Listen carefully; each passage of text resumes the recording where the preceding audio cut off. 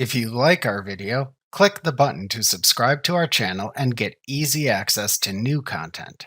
To see our full suite of ad-free video courses, instruction manuals, and quick reference guides, visit us at www.teachucomp.com.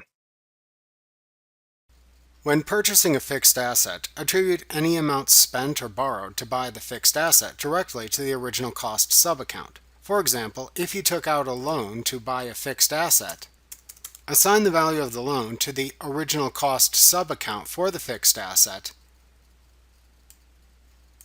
when entering the original amount of the loan into the associated long-term liability account register.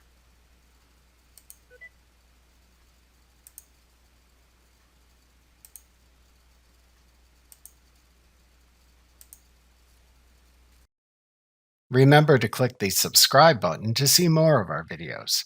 See our full suite of courses, instruction manuals, and quick reference guides at www.teachucomp.com.